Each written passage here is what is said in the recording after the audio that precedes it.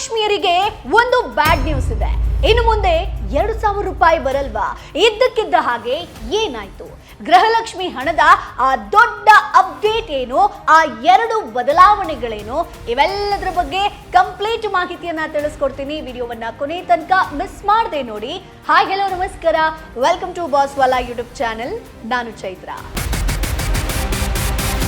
ಸ್ನೇಹಿತರೆ, ಕರ್ನಾಟಕ ಸರ್ಕಾರದ ಪಂಚ ಗ್ಯಾರಂಟಿಗಳಲ್ಲಿ ಅತ್ಯಂತ ಫೇಮಸ್ ಆದಂತ ಒಂದು ಸ್ಕೀಮ್ ಅಂತಂದ್ರೆ ಅದು ಗೃಹಲಕ್ಷ್ಮಿ ಸ್ಕೀಮ್.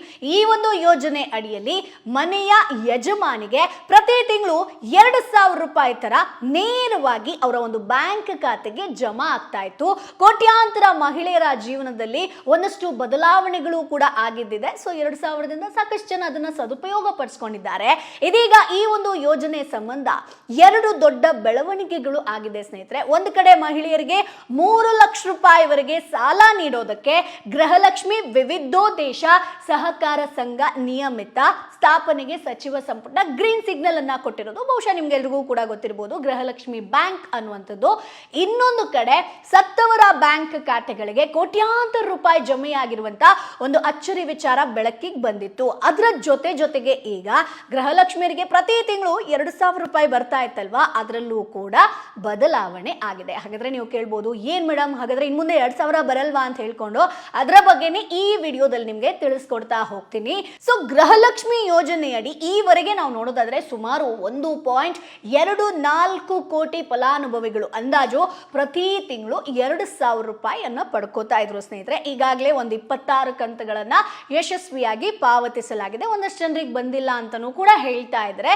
ಸೊ ಇತ್ತೀಚೆಗೆ ನಡೆದಂತ ಸಚಿವ ಸಂಪುಟ ಸಭೆಯಲ್ಲಿ ಗೃಹಲಕ್ಷ್ಮಿ ಫಲಾನುಭವಿಗಳಿಗಾಗಿ ಪ್ರತ್ಯೇಕ ಸಹಕಾರ ಸಂಘ, ಕೋಆಪರೇಟಿವ್ ಸೊಸೈಟಿ, ಒಂದು ಗೃಹಲಕ್ಷ್ಮಿ ಬ್ಯಾಂಕ್ ಅನ್ನುವಂಥದ್ದು ಸ್ಥಾಪನೆಗೆ ಅಧಿಕೃತ ಒಪ್ಪಿಗೆಯನ್ನ ನೀಡಿದ್ರು. ಇದರ ಉದ್ದೇಶ ಕೇವಲ ಹಣ ವಿತರಣೆ ಮಾಡೋದಲ್ಲ, ಮಹಿಳೆಯರನ್ನ ಸ್ವಾವಲಂಬಿಗಳನ್ನಾಗಿ ಇಂಡಿಪೆಂಡೆಂಟ್ ಆಗಿ ಮಾಡುವಂಥದ್ದು ಸ್ನೇಹಿತರೆ. ಅಂದ್ರೆ ನೀವು ಬಿಸ್ನೆಸ್ ನ ಸ್ಟಾರ್ಟ್ ಮಾಡ್ತೀರಾ ಅಥವಾ ಮಕ್ಕಳ ಸ್ಕೂಲ್ ಫೀಸ್ಗೋ ಯಾವುದಕ್ಕೂ ಒಂದು ಬೆನಿಫಿಟ್ ಆಗುತ್ತೆ. ಸೊ ಇಲ್ಲಿ ನಿಮಗೆ ಏನ್ ಅಪ್ಡೇಟ್ ಅಂತಂದ್ರೆ, ಈ ಯೋಜನೆ ಅಡಿಯಲ್ಲಿ ಇನ್ನು ಮುಂದೆ 6 ತಿಂಗಳ ಕಾಲ ಮಹಿಳೆಯರ ಖಾತೆಗೆ 2,000 ರೂಪಾಯಿ ಬದಲು ಸ್ನೇಹಿತರೆ 1,800 ರೂಪಾಯಿ ಮಾತ್ರ ಜಮೆಯಾಗತ್ತಂತೆ. ಹಾಗಾದ್ರೆ ಉಳಿದ 200 ರೂಪಾಯಿ ಏನಾಗುತ್ತೆ? ಪ್ರತಿ ತಿಂಗಳು ಸೇವಿಂಗ್ ಡೆಪಾಸಿಟ್ ರೂಪದಲ್ಲಿ ಸಹಕಾರ ಸಂಘದ ಖಾತೆಗೆ ಜಮಾ ಆಗುತ್ತೆ. ಅಂದ್ರೆ ಇಲ್ಲಿ ಏನ್ ಕಟ್ಟಾಗಿರುತ್ತಲ್ವಾ 200 ರೂಪಾಯಿ, ಅದೆಲ್ಲೂ ಕೂಡ ಕಳೆದು ಹೋಗಲ್ಲ.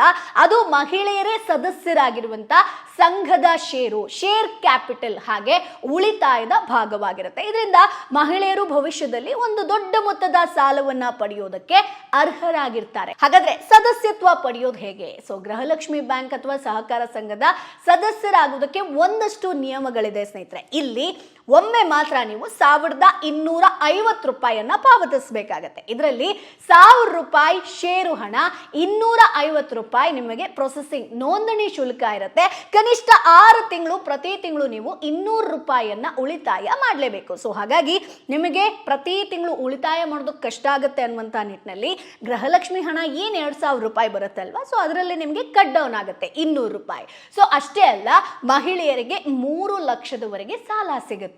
ಸೊ ಗೃಹಲಕ್ಷ್ಮಿ ಸಹಕಾರ ಸಂಘದ ಅತ್ಯಂತ ಒಂದು ದೊಡ್ಡ ಆಕರ್ಷಣೆ ಅಂತಂದ್ರೆ ಸಾಲ ಸೌಲಭ್ಯ. ಕನಿಷ್ಠ 30,000 ರೂಪಾಯಿಂದ ಗರಿಷ್ಠ 3 ಲಕ್ಷ ರೂಪಾಯಿವರೆಗೆ ವೈಯಕ್ತಿಕ ಸಾಲ ಸಿಗುತ್ತೆ ಸ್ನೇಹಿತರೆ. ಸೊ ಇಲ್ಲಿ ಮತ್ತೊಂದು ವಿಷಯ ಏನಪ್ಪಾ ಅಂತಂದ್ರೆ, ಯಾವುದೇ ಜಮೀನು ಅಂದ್ರೆ ಕೊಲಾಟ್ರಲ್ ಅಥವಾ ಶ್ಯೂರಿಟಿ ಅಗತ್ಯ ಇಲ್ಲ. ಇದು ಮಹಿಳೆಯರಿಗೆ ಒಂದು ದೊಡ್ಡ ಬೆನಿಫಿಟ್ ಅಂತ ಹೇಳ್ಬೋದು. ನೀವು ಕೇಳ್ಬೋದು, ಹಾಗಾದ್ರೆ ಬಡ್ಡಿ ದರ ಜಾಸ್ತಿ ಇರಬಹುದು ಅಂತ ಹೇಳ್ಕೊಂಡು. ಸರ್ಕಾರದ ಉದ್ದೇಶ ರಾಷ್ಟ್ರೀಕೃತ ಬ್ಯಾಂಕ್ಗಳನ್ನ ಅಂದ್ರೆ ನ್ಯಾಷನಲೈಸ್ಡ್ ಬ್ಯಾಂಕ್ ಅಲ್ಲಿ ಸಾಮಾನ್ಯವಾಗಿ ಅದಕ್ಕಿಂತ ಒಂದು ಕಡಿಮೆ ಬಡ್ಡಿ ದರದಲ್ಲಿ ಸಾಲ ಸಿಗಬೇಕು ಅಂತ. ಅಂದಾಜು ವಾರ್ಷಿಕ 7% ಇಂದ ಒಂದು 8-9% ಬಡ್ಡಿ ದರದಲ್ಲಿ ನಿಮಗೆ ಸಾಲ ಸಿಗುವಂತ ಸಾಧ್ಯತೆ ಇದೆ. ಸೊ ಹಾಗಾದ್ರೆ ಸಾಲದ ಹಣವನ್ನ ನಾವು ಏನಕ್ಕೆ ಬಳಸಬಹುದು? ಗೃಹಲಕ್ಷ್ಮಿ ಬ್ಯಾಂಕ್ ಮೂಲಕ ಪಡೆದಂತ ಸಾಲವನ್ನ ಮಹಿಳೆಯರು ಒಂದಷ್ಟು ಉದ್ದೇಶಗಳಿಗೆ ಮಾತ್ರ ಬಳಸ್ಕೊಳ್ಬಹುದು. ಅಂದ್ರೆ ನೀವು ಸಣ್ಣ ವ್ಯಾಪಾರಸ್ಥರಾಗಿದ್ರೆ, ಮನೆ ಕೈಗಾರಿಕೆ ಆಗಿರ್ಬೋದು, ಕೃಷಿ ಅಥವಾ ಹೈನುಗಾರಿಕೆಯನ್ನ ಮಾಡ್ತಾ ಇದ್ರೆ, ಅಥವಾ ಮಕ್ಕಳ ಶಿಕ್ಷಣಕ್ಕೂ ಉಪಯೋಗಿಸ್ಕೊಳ್ಬಹುದು, ಅಥವಾ ವಾಹನ ಖರೀದಿಗೆ.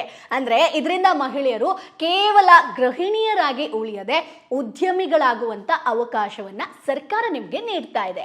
ಸೊ ಗೃಹಲಕ್ಷ್ಮಿ ಯೋಜನೆ ಈಗ ಕೇವಲ ಒಂದು ನೆರವಿನ ಯೋಜನೆ ಆಗಿಲ್ಲ ಸ್ನೇಹಿತರೆ, ಇದು ಮಹಿಳೆಯರ ಆರ್ಥಿಕ ಸಬಲೀಕರಣದ ಒಂದು ಹೊಸ ಅಧ್ಯಾಯ ಆಗಿದೆ. ಸೊ ಸಹಕಾರ ಸಂಘದ ಸ್ಥಾಪನೆ ಮೂಲಕ ಮಹಿಳೆಯರಿಗೆ ಉಳಿತಾಯ ಅಥವಾ ಇನ್ವೆಸ್ಟ್ಮೆಂಟ್ ಆಗಿರ್ಬೋದು, ಸಾಲ ಆಗಿರ್ಬೋದು ಅಥವಾ ಉದ್ಯಮದ ಅವಕಾಶಗಳು ಸಂಪೂರ್ಣ ವ್ಯವಸ್ಥಿತವಾಗಿ ಸಿಗುತ್ತೆ ಸ್ನೇಹಿತರೆ. ಒಂದೆಡೆ 200 ರೂಪಾಯಿ ಕಡಿತದ ಬಗ್ಗೆ ಚರ್ಚೆ ನಡೀತಾ ಇದ್ರು ಕೂಡ ಮತ್ತೊಂದು ಕಡೆ 3 ಲಕ್ಷ ರೂಪಾಯಿವರೆಗೆ ನಮಗೆ ಸಾಲ ಸೌಲಭ್ಯ ಸಿಗುತ್ತೆ, ಅದು ಕೂಡ ಕಡಿಮೆ ಬಡ್ಡಿ ದರದಲ್ಲಿ ಸಿಗುತ್ತೆ, ಕೊಲ್ಯಾಟ್ರಲ್ ಫ್ರೀ ಕೂಡ ಆಗಿರುತ್ತೆ. ಸೊ ಹಾಗಾಗಿ ನಮಗೆ ಏನಾದ್ರೂ ಒಂದು ಮಾಡಬಹುದು, ಸರ್ಕಾರ ಇದಕ್ಕೊಂದು ಅವಕಾಶವನ್ನ ಕೊಟ್ಟಿದೆ, ನಾವೇ ಸ್ವಂತವಾಗಿ ಒಂದು ಬಿಸ್ನೆಸ್ ನ ಶುರು ಮಾಡಬಹುದು ಅಥವಾ ಮಕ್ಕಳ ಶಿಕ್ಷಣಕ್ಕಾಗಿ ಕೂಡ ನಾವು ಸಾಲವನ್ನ ಪಡ್ಕೊಂಡು ಮಕ್ಕಳ ಒಂದು ಶೈಕ್ಷಣಿಕ ಏನಿರುತ್ತೋ ಅದಕ್ಕೂ ಕೂಡ ಬೆನಿಫಿಟ್ ಆಗುತ್ತೆ. ಇಲ್ಲ ಅಂತಂದ್ರೆ ನಾವು ಕೃಷಿ ಕೆಲಸ ಮಾಡ್ತೀವಿ ಅಂತಂದ್ರೂ ಕೂಡ ಇದರಿಂದಲೂ ಕೂಡ ನಾವು ಬೆನಿಫಿಟ್ ಅನ್ನ ಪಡ್ಕೊಳ್ಬಹುದು ಅನ್ನುವಂಥದ್ದನ್ನ ಸಾಕಷ್ಟು ಮಹಿಳೆಯರು ತಿಳ್ಕೊಂಡಿರುವಂತದ್ದು ಸ್ನೇಹಿತರೆ. ಸೊ ಹಾಗಾಗಿ ಅಪ್ಡೇಟ್ ಏನಪ್ಪಾ ಅಂತಂದ್ರೆ ನಿಮಗೆ ಪ್ರತಿ ತಿಂಗಳು ಬರುವಂತ 2,000 ರೂಪಾಯಿದಲ್ಲಿ 1,800 ರೂಪಾಯಿ ಮಾತ್ರ ನಿಮ್ಮ ಖಾತೆಗೆ ಜಮಾ ಆಗುತ್ತೆ, ಅದು ಕೂಡ 6 ತಿಂಗಳು ಮಾತ್ರ. 200 ರೂಪಾಯಿ ನಿಮಗೆ ಸೇವಿಂಗ್ಸ್ ರೂಪದಲ್ಲಿರುತ್ತೆ. ಸೊ ಮುಂದೆ ನಿಮ್ಗೆ ಏನಾದ್ರೂ ಸಾಲ ಸೌಲಭ್ಯವನ್ನ ಪಡ್ಕೊಳ್ಬೇಕು ಅಂತಂದ್ರೆ ಇದರಿಂದ ನೀವು ಬೇಗ ಅರ್ಹರಾಗ್ತೀರಾ. ಸೊ ಹಾಗಾಗಿ ಗೃಹಲಕ್ಷ್ಮಿಯರಿಗೆ ಇದೊಂಥರ ನಿಮ್ಗೆ ಗುಡ್ ನ್ಯೂಸ್ ಬ್ಯಾಡ್ ನ್ಯೂಸ್ ಎರಡು ರೀತಿ ಕೂಡ ಆಗಿರುತ್ತೆ. ಇನ್ನೊಂದಷ್ಟು ಜನ ಇಲ್ಲ ನಮಗೆ ಪ್ರತಿ ತಿಂಗಳು ನಮಗೆ ಸಾಲ ಬೇಡ ಬಟ್ 2,000 ರೂಪಾಯಿ ನಮಗೆ ಕಮಿಟ್ಮೆಂಟ್ ಇದೆ ಅನ್ನುವಂಥವ್ರಿಗೆ ಒಂದು ಬ್ಯಾಡ್ ನ್ಯೂಸ್ ಆಗಿರುತ್ತೆ. ಇಲ್ಲ ನಮಗೆ ಬೇರೆ ಏನೋ ಉದ್ಯಮ ಶುರು ಮಾಡಬೇಕು ಮಕ್ಕಳ ಶಿಕ್ಷಣಕ್ಕೆ ಅಂತಂದ್ರೆ ಈ ಒಂದು 200 ರೂಪಾಯಿ ಏನು ಸೇವಿಂಗ್ಸ್ ಆಗುತ್ತೋ ಅದೊಂದು ರೀತಿಯಾಗಿ ಗುಡ್ ನ್ಯೂಸ್ ಆಗಿ ಕೂಡ ಕನ್ವರ್ಟ್ ಆಗುತ್ತೆ. ಸೊ ಹಾಗಾಗಿ ಈ ವಿಡಿಯೋನ ಒಂದಷ್ಟು ಜನರಿಗೆ ಶೇರ್ ಮಾಡೋದನ್ನ ಮರಿಬೇಡಿ. ಮುಂದಿನ ವಿಡಿಯೋದಲ್ಲಿ ಮತ್ತಷ್ಟು ಮಾಹಿತಿ ಜೊತೆ ನಾನು ನಿಮ್ಮ ಮುಂದೆ ಹಾಜರಿರ್ತೀನಿ. ಇನ್ನೊಂದು ಹೇಳಲೇಬೇಕು, ಗೃಹಲಕ್ಷ್ಮಿ ಹಣ ಈ ತಿಂಗಳು ಬಂತ ಅದನ್ನ ಕಮೆಂಟ್ ಬಾಕ್ಸ್ ಮೂಲಕ ತಿಳಿಸಿ, ನೀವು ಯಾವ ಊರವರು ಯಾವಾಗ ಬಂತು ಅಂತ. ಇದರಿಂದ ಸಾಕಷ್ಟು ಜನರಿಗೆ ಬೆನಿಫಿಟ್ ಕೂಡ ಆಗುತ್ತೆ. ಸೊ ಮುಂದಿನ ವಿಡಿಯೋದಲ್ಲಿ ಮತ್ತೆ ಭೇಟಿಯಾಗೋಣ. ಅಲ್ಲಿವರೆಗೂ ಬೈ ಬಾಯ್. ಬ್ರ್ಯಾಂಡ್ ಪಾರ್ಟ್ನರ್ಶಿಪ್ ಮತ್ತು ಜಾಹೀರಾತಿಗಾಗಿ ಸಂಪರ್ಕಿಸಿ brand@bosswala.com. WhatsApp number 9108014192. Bosswala. Be the boss.